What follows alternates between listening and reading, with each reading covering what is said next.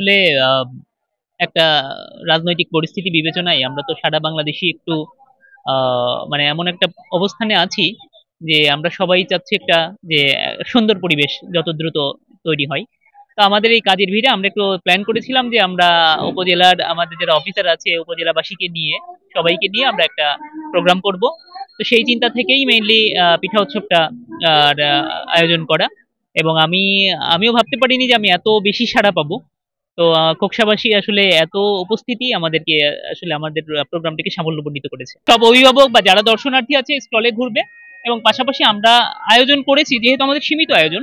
আমরা চেষ্টা করছি, দেখুন যে এতক্ষণ হয়তো খেয়াল করেছেন কিনা আমিও দাঁড়িয়েছিলাম।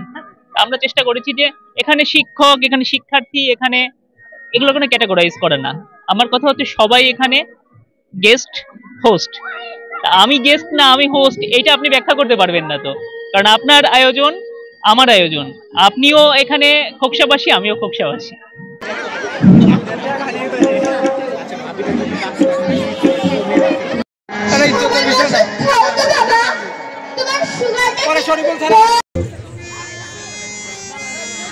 সবাইকে আবারও স্বাগত। আমরা আমাদের কার্যক্রম আমাদের মনোবর সাংস্কৃতিক অনুষ্ঠানে প্রবেশ করছি। বাঙালির যে সাংস্কৃতিক অনুষ্ঠানগুলো রয়েছে তার মধ্যে কবিতা একটি বড় অনুষঙ্গ এবং শক্তিশালী অনুষঙ্গ। কোন বাঙালি সন্তান মধ্যে এখন আমাদের প্রায় শেষ হয়ে গেছে। তো আমি হচ্ছে এই কাপ কেক তৈরি করছি, আর 40 টাকা করে সেল হয়েছে।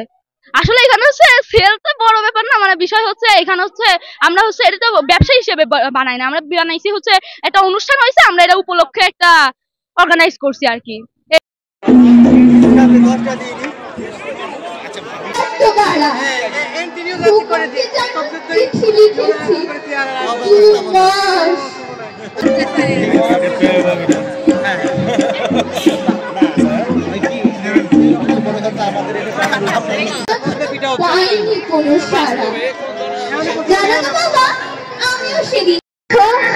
কাজের লোক আসছে, জানো তো এই শহরটায় এখন অকাল বর্ষণ, সবকিছু যেন ভাসছে।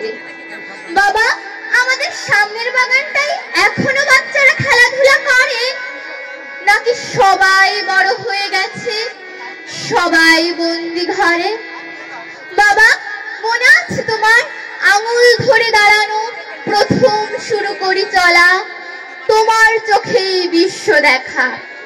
বাবা, ছেলেবেলায় তুমি আমার বাহন ছিলে, কখনো বা ঘোড়া কখনো বা হাতি, তোমার পিঠে চড়ে ঘুরে বেড়াতাম, তুমি ছিলে সাথী।